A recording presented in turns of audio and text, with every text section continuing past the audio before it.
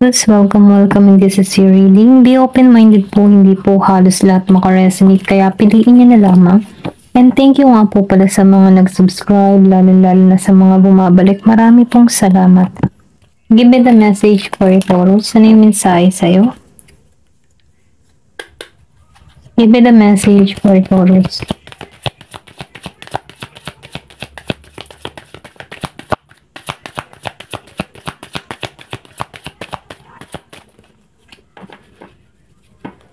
Give me the message.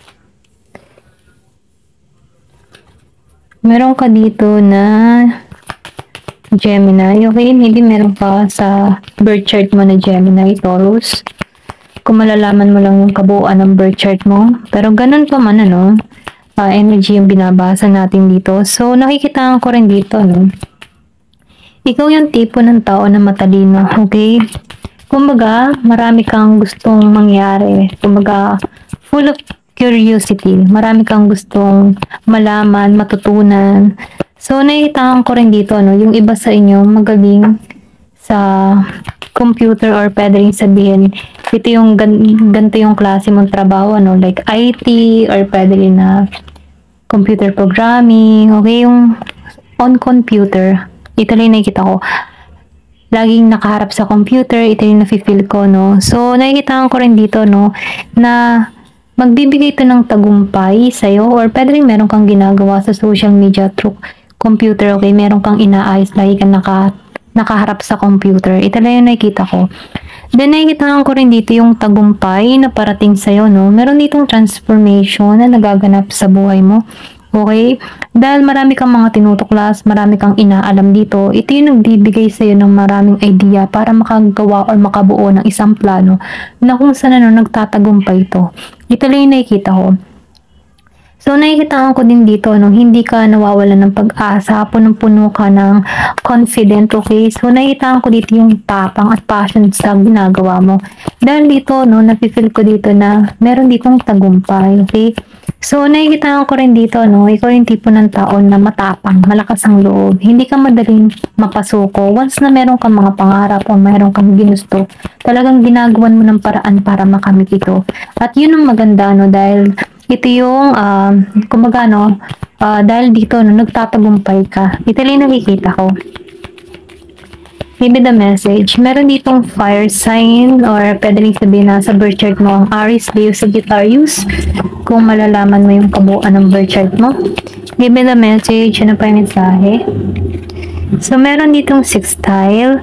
So, nakikita ko rin dito, na minsan, nakakaramdam ka din dito ng tensyon, okay, sa mga nararanasan mo, sa mga pagsubok or pwede nyo sabihin, sa mga problemang kinakaharap mo.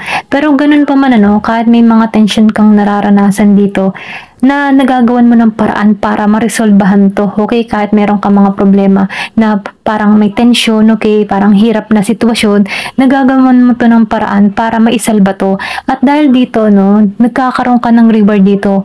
Ito lang nakikita ko, pwede ikaw yung tipo ng tao na mahilig mag-take ng risk kahit delikado na, sinusubukan mo pa rin. Kumbaga, ikaw yung tipo ng tao na mahilig sa challenge, okay? Kumbaga, yung medyo delikado, dun ka na nasasabi ko, okay, na gawin yung mga bagay. Kumbaga, challenge mo yung sarili mo. Ito lang nakikita ko, So, nafe-feel ko din dito, dahil sa nagiging kang malakas ang loob at confident ka sa mga ginagawa mo. May tagumpay, okay? Kumbaga, nagkakaroon dito ng magandang resulta. Ayan. Give me the message. Ano pa yung mensahe sa'yo? So, nakikita ko rin dito, sa house 12. Yung iba sa inyo, nagkakaroon dito ng paglawak, paglago, okay?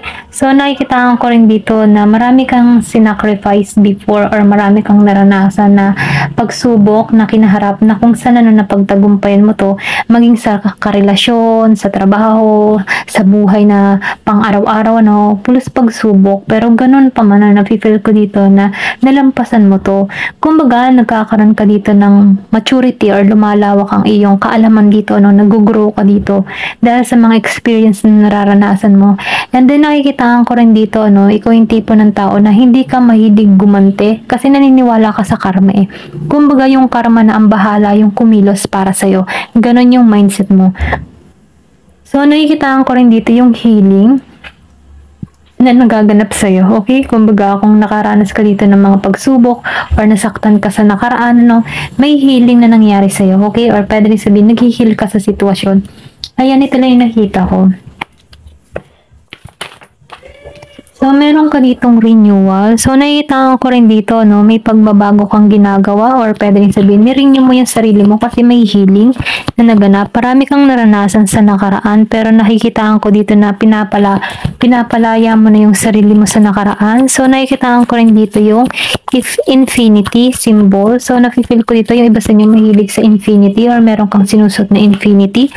Meron dito kung nakikita ang kasiyahan, kaligayahang naghihintay sa'yo, nagiging kang malinaw sa iyong kaisipan, nagiging kang klaro.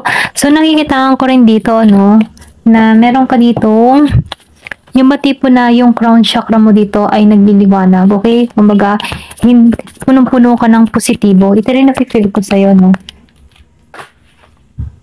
So, expansion. Yung sinabi ko kanina na nalago ka, okay, kumbaga spiritual, lumalago ka, then lumalago din ang iyong kaalaman dito, okay, nagkakaroon ka ng pangunawa, nagiging kang patient sa mga bagay-bagay.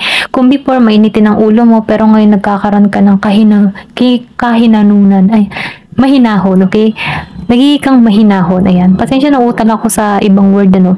So, nakikitaan ko rin dito, no, nakikitaan ko dito na protektado ka. Kung meron man gustong gumawa ng hindi maganda sa'yo, protektado ka. So, nakita ko rin dito, no, meron ditong travel na gagawin. Yung iba sa inyo may travel na gagawin. Kahit saan ka man pumunta, no, protektado ka dito. Ito yung mensahe. Then, nakikita ko rin dito, no, na meron ditong iba, yung iba sa inyo, magbubuntis, okay? Ito na nakikita ko, kung meron kang hinihiling or hinihiling ka na magkaroon ng baby, may parating, ito lang yung mensahe. So, manalig ka, ipanalangan mo to. Kung ikaw ay matagal nang humihiling ng magka-baby, no? So, nakikita ko dito na ginagabayan at pinoprotektahan ka dito. Ayan. So, meron ditong service. So, nakikita ko rin dito, ikaw yung tipo ng tao na matulungin. Hindi ka madamot, okay? Kumbaga, ikaw yung mapag-aruga, caring, mabait. So, nakikita ko dito, dahil sa ganito mong pag-uugali, meron ditong biyaya eh. The more na nagiging kang makatao or yung tipo na mabuti sa kapwa, ano. So, nakikita ko dito na blessing ay patungo sa'yo, okay? Dire-diretso. Kasi nakikita ko dito yung infinity symbol. Kumbaga, dadaloy ang biyaya patungo sa'yo. Kasi napipil ko dito yung kabutihan mo. So, nakikita ko rin dito, no? Meron ditong mga tao na sumusuporta sa'yo, iniingatan ka dito, okay? Or pwede rin kung meron ka ditong mahal sa buhay na wala, nakabantay pa rin to sa'yo. Ito lang yung mensahe. Give me the message. So, grip. Yung kasasabi ko kanina, no, nawala. So, meron dito kang mahal sa buhay na nawala.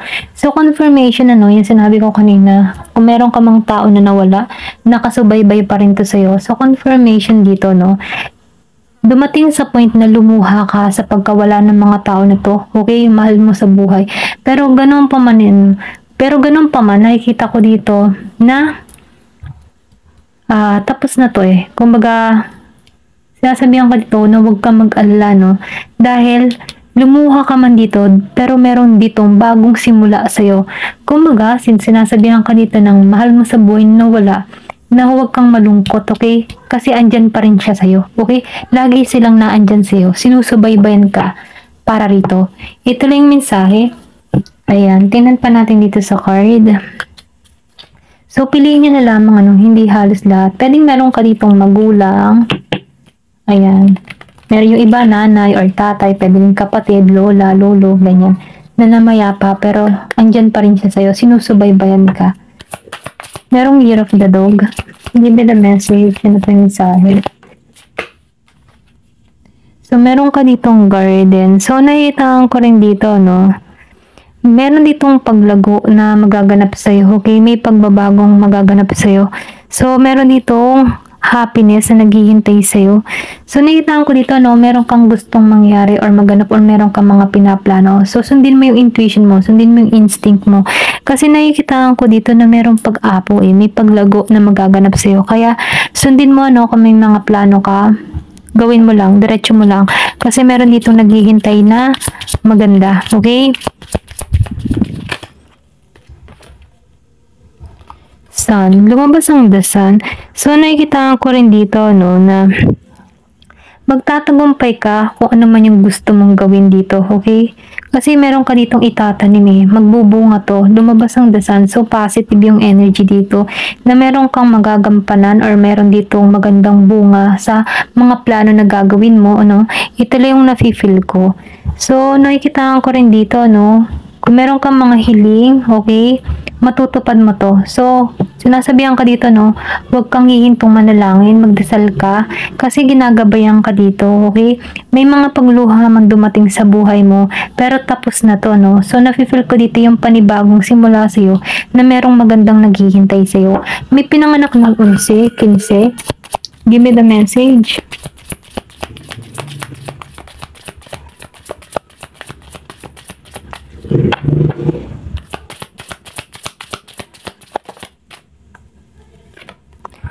So, meron ka ditong 3. So, sinasabihan ka dito, no?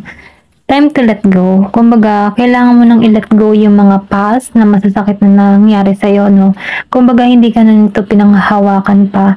Kumbaga, kung mayroong mga taong umalis sa buhay mo, okay? Kung mayroong mang lumayo sa'yo, no? So, minumungkahi dito, no? Pakawalan mo na to. Huwag mong hayaan yung sarili mo malugmok sa gantong pakiramdam, ano? Kasi mayroong magandang naghihintay sa'yo. So, sinasabihan ka dito or chini-cheer up ka dito na kaya mo to, okay? Kung meron ka mang nararanasang kabigatan or panlulumbay or pwede rin sabihin pagkabigo, i-let go mo na to. Kasi tapos na to eh. Meron ditong naghihintay na para sa'yo. Give me the message.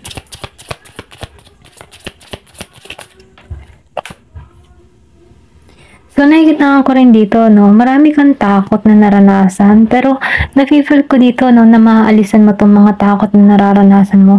So, binibigyan ka dito ng lakas ng loob na aralin yung sarili mo, na magkaroon ng confident. Kumbaga, kaya mo to, okay? Kung nakakaranas ka ng mga takot o mga alalahanin, so minumungkahi dito, no, maaalisan mo to, okay? May babalik mong muli yung sarili mo kasi lumabas dito yung transformation. Meron ditong pagbabago na magaganap sa'yo na hindi mo akalaing mangyayari to sa'yo.